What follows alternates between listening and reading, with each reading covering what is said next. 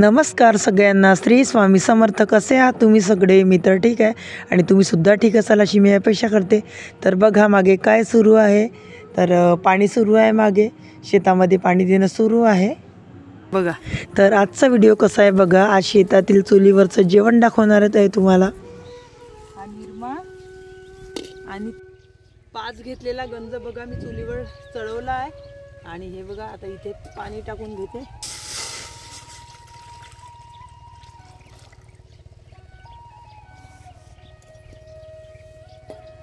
पाणी टाकून घेते. भात मांडायचा आहे आपल्याला आणि जास्त कॅन्डिडेट नाही आहे त्याच्यामुळे थोडासा भात मांडून घेते मी.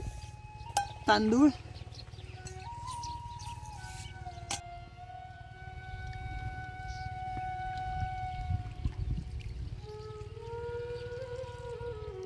पहा इथे तांदूळ टाकत आहे.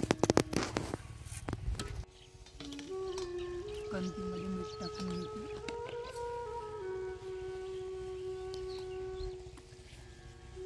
तर आता कणिक भिजवून घेते याच्यासाठी का आपण शेंगा तोडतपर्यंत कणिक मुरत राहणार, यासाठी कणिक भिजवून घेते.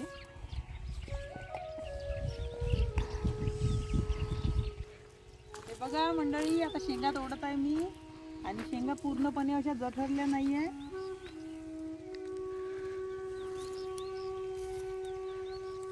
आणि डुकरं येणं सुरू झाले आहे आमच्याकडे, तर शेवटपर्यंत तुरी सांगता नाही येत. या साईडच्या खाल्ल्या नाही म्हणून इथं तोडत आहोत, त्या साईडच्या तर पूर्ण खाऊ खाऊ आहे तुरी. डुकरांचा प्रकोप आहे. हे बघा, हे टोपली घेतली आहे आणि पटापट शेंगा तोडून घेते आता मी. कोणतंही शेतातलं तोडून तेव्हाच्या तेव्हा बनवायचं आणि खायचं, तो आनंदही वेगळा असतो आणि चविष्ट खूप असते शेतातलं जेवण. कारण चुलीवरचं असते, गॅसचं नसते, त्यामुळे चुलीवरचं असते. तर चुलीवर करून बघा तुम्ही सुद्धा, स्वयंपाक खूप छान असा लागते. शेतामध्ये येऊन डबे खाणं, घरून स्वयंपाक करून आणणं आणि शेतात खाणं, आणि त्याच्यापेक्षा एकदम मजाच म्हणजे शेतातच यायचं आणि तिथेच स्वयंपाक करायचा आणि झाडाच्या शेंगा तोडायच्या, तिथे उकळून खायच्या किंवा शेंगा तोडून त्याचे दाणे काढून त्याचं आरण, वडे किंवा अशा निरनिराळ्या ज्या रेसिपीज आहेत त्या बनवायच्या आणि त्या खूप चविष्ट अशा लागते. हे बघा आता भात शिजतच आला आहे आपला.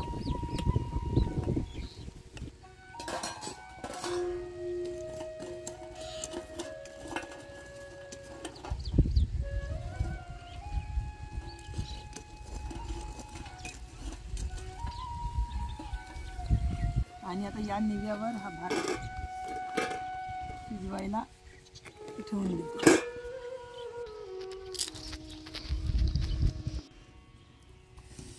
लवकर लवकर दाणे काढून घेऊया छान असे.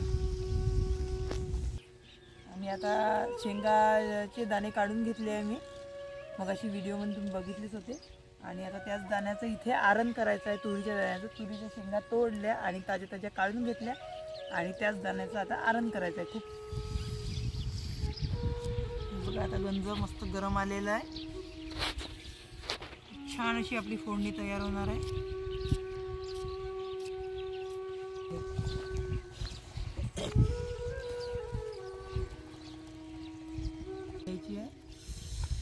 आणि मेथीनी माहिती आहे का, कोणत्याही आरणाला मेथीनी खूप चविष्ट, म्हणजे खूप चविष्ट असं आरण बनते आणि खूप चव येते मेथीने. त्याच्यामुळे मेथी नक्की टाका, आरण कोणतंही असो. आणि ज्या सीझनमध्ये ओली मेथी नाही मिळत त्या सीझनमध्ये वाळली मेथी टाकायची. पण आरणामध्ये भेंडीचं असो की तुरीच्या डाळीचं किंवा वालाच्या सोयाचं. हे बघा मोहरी टाकली आहे आणि हे बघा कांदा टाकून घ्यायचा आहे आणि लगेचच मिरची सुद्धा टाकून घ्यायची आणि कढीपत्ता सुद्धा टाकून घ्यायचा आहे.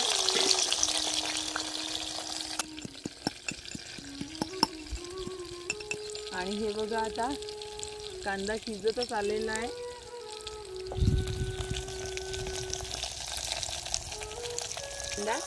कांदा छान लाल लाल आला की चव खूप भारी येते, त्याच्यामुळे कांदा लाल येऊ द्यायचा आहे. बघा लाल यायला सुरुवात झाली आहे. बघा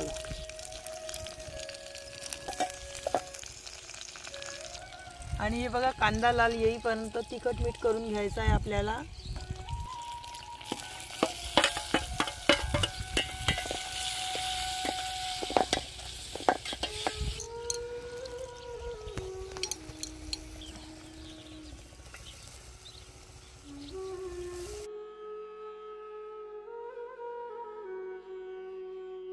हे बघा निव्यावर बघा किती सुंदर असा भात शिजला आहे. आणि हे बघा आता हे दाणे काढून घेत आहे मी.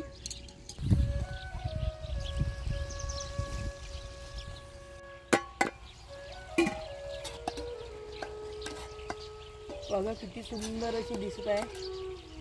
आणि हे बघा छान भाजी शिजत आलेली आहे. डाळ म्हणजे हे तुरीचे दाणे छान शिजत आलेले आहे. आणि आता आपण त्याच्यात घालून घेऊया पाणी. हे बघा असं पाणी घालून घेऊया. असं पाणी छान घालून घेऊया.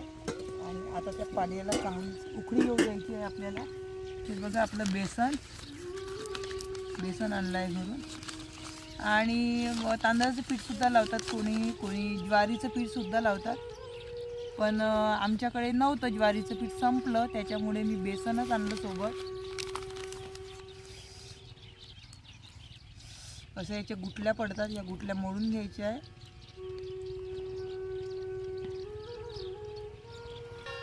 तुरीच्या दाण्याच्या आळणाला छान अशी कळ आली आहे, उकळी आली आहे. आणि हे बघा अशा प्रकारचं बेसन लावून घेतलं आहे मी. शिजू द्यायचं आहे. आणि हे बघा आता सांबार टाकला आहे मी. हे बघा हिरवा हिरवा दिसत आहे तो. गडबड झाली म्हणून टाकताना काही दाखवलं नाही. तर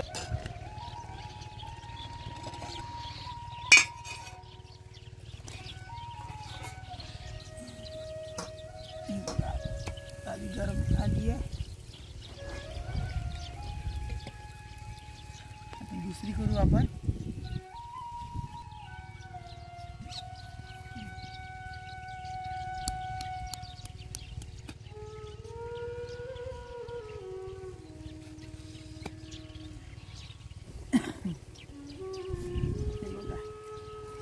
बघा ही आपली भाकर तयार झाली आहे. आणि हे बघा दुसरी टाकत आहे मी आता. आणि बघा आता मी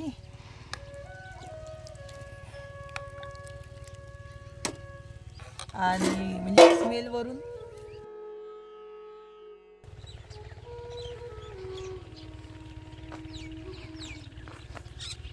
आणि बघा आता जेवण वाढलं आहे. किशोर आणि यांनी जेवण करत आहे. तर तुरीच्या दाण्याचं आरण आहे आणि पोळ्या आणि भात आहे. चुलीवरचा स्वयंपाक आहे.